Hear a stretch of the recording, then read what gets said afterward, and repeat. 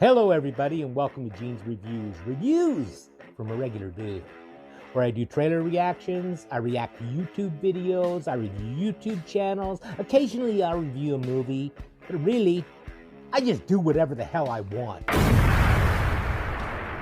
Hello everybody and welcome to Gene's Reviews from a regular dude, down in the basement. Today we're going to take a look at one from a channel I've never seen before. It's called Blame It on George is the name of the channel, or Jorge, I'm not sure which. But it's spelled Jorge, so I'm going to say Blame It on Jorge. This is 10 old movies too disturbing for mainstream audiences. I guess they're going back a ways. It says old movies.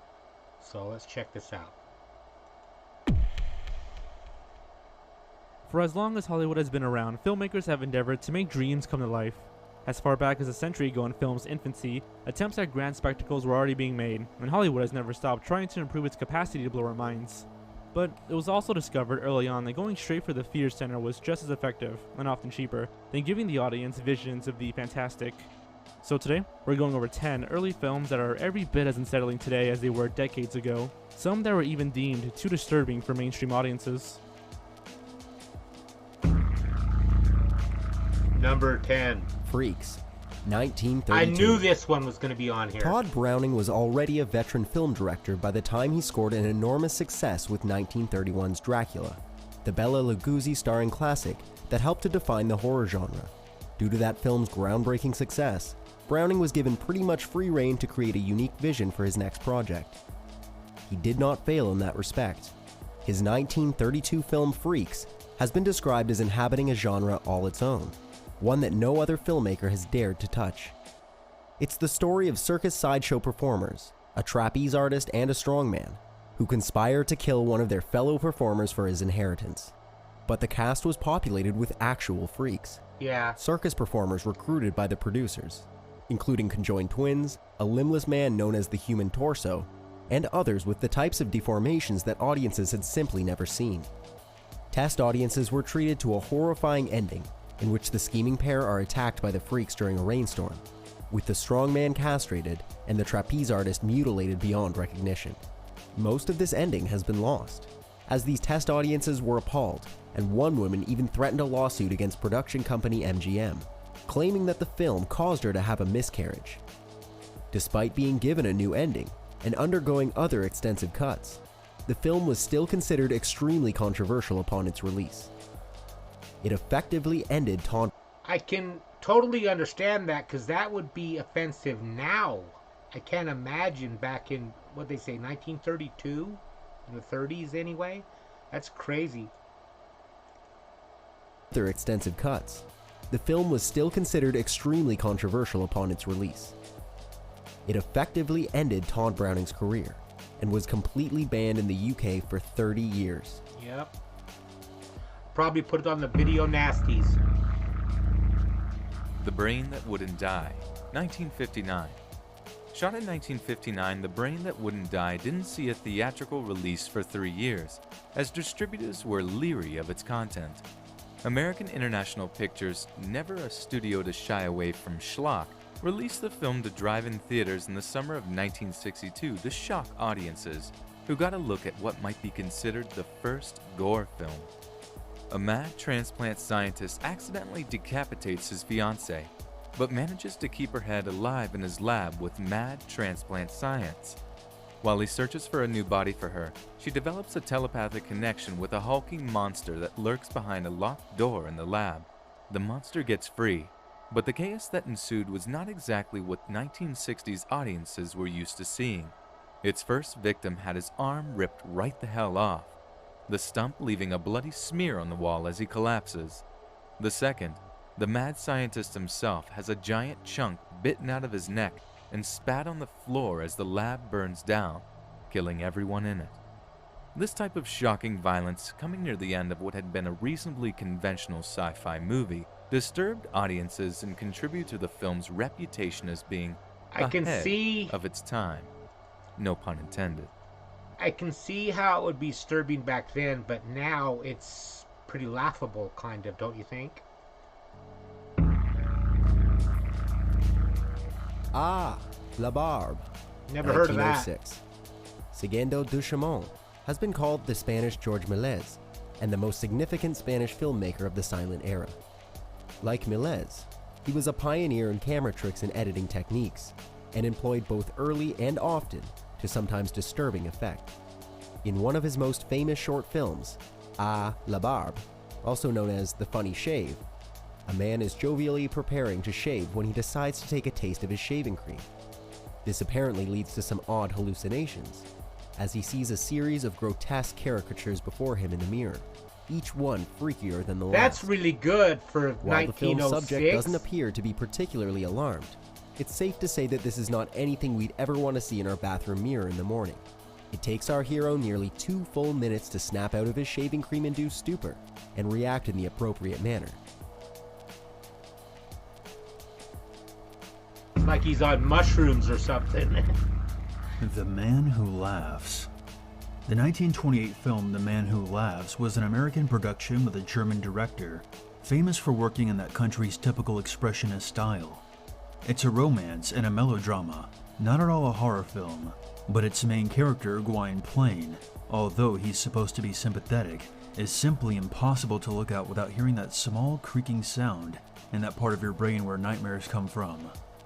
The character is disfigured as a child, with a horrifying permanent grin, making him sympathetic in the way that the Hunchback of Notre Dame or the Phantom of the Opera is supposed to be.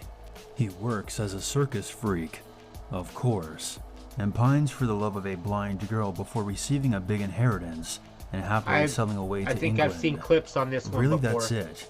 No terrifying turns of plot, no real horror elements to the story at all, but just to look at Gwyn Plain. Look at him. Obviously, it's an extremely unsettling character. It should come as no surprise that like the the hero Joker. of this little-remembered 1920s melodrama is the obvious inspiration for one of the most towering villains in all of pop culture. There you go.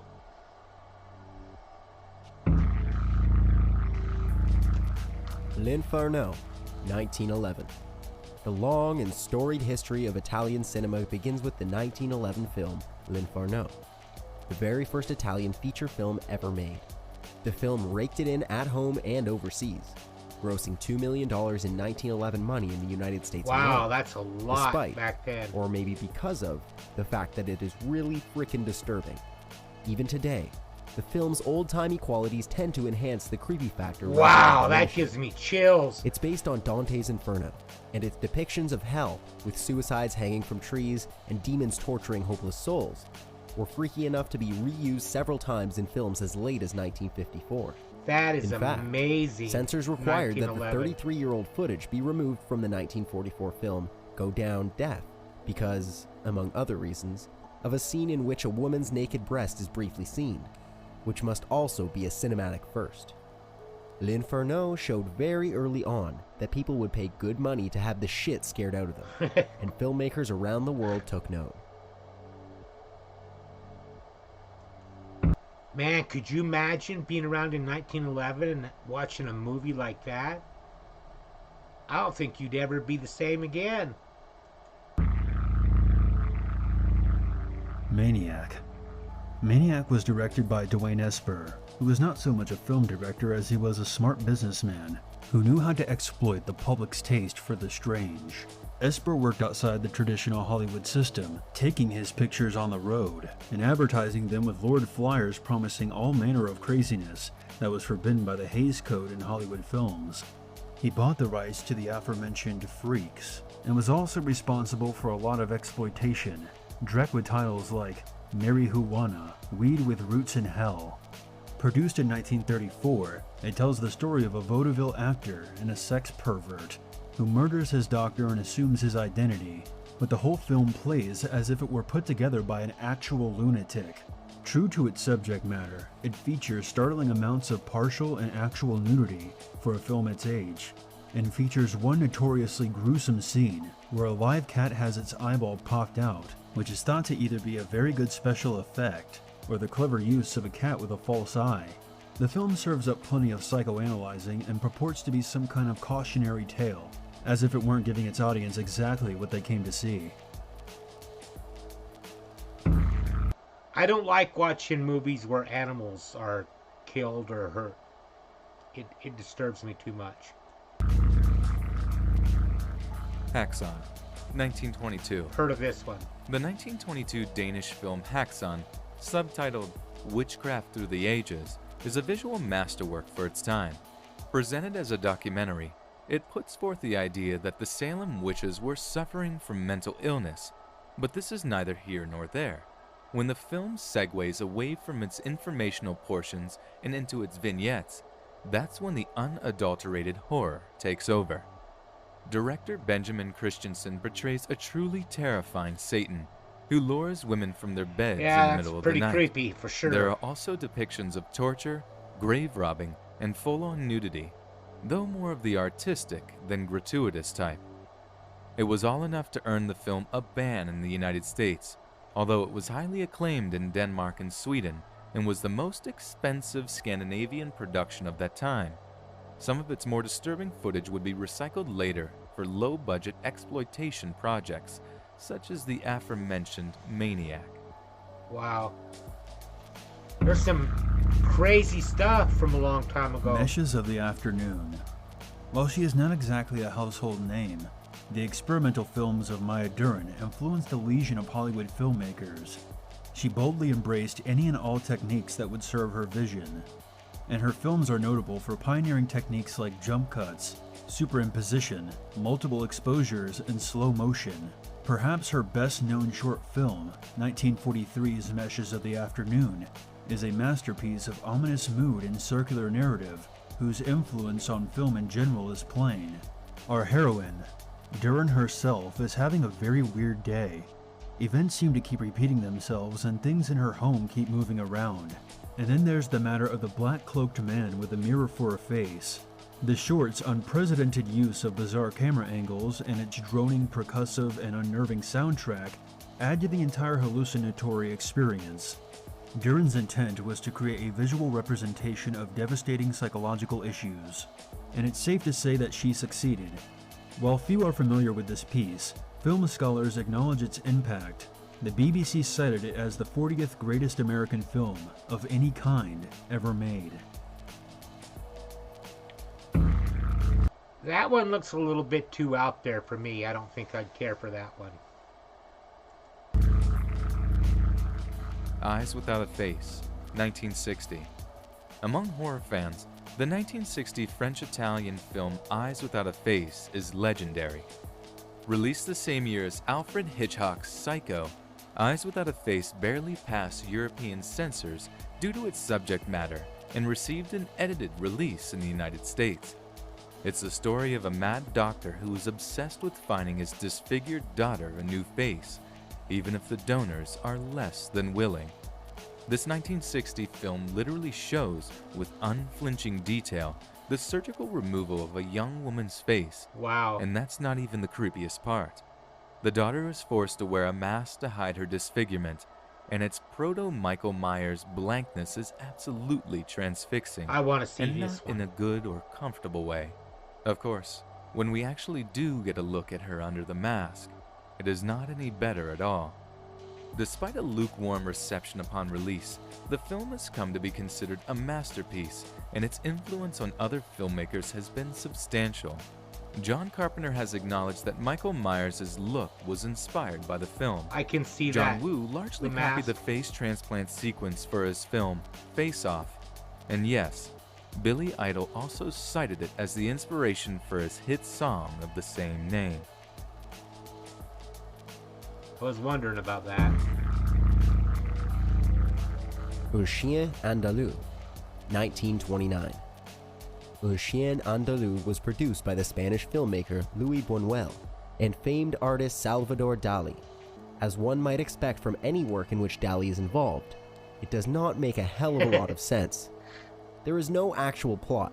Title cards jump from 8 years later to around 3 in the morning to 16 years ago, with nothing seeming to change very much. The film is punctuated throughout with odd and disturbing imagery, such as a shot of a woman prodding at a severed hand with a cane. but it's the film's opening sequence that earns its place among the most disturbing things one could ever hope to see. A man idly fiddles with a razor, contemplating the moon. Suddenly, there's a woman sitting in a chair. She stares ahead dispassionately, not even flinching as the man slices open her eyeball, and the camera lingers as its insides spill out. There were many theories as to how this effect was achieved, but Manuel eventually disclosed that they used a dead calf, shaving its skin down to make it appear as human as possible. Notes between the director and Dali revealed that the film contains no idea or image that might lend itself to a rational explanation of any kind, and that nothing in the film symbolizes anything. Then what's the point?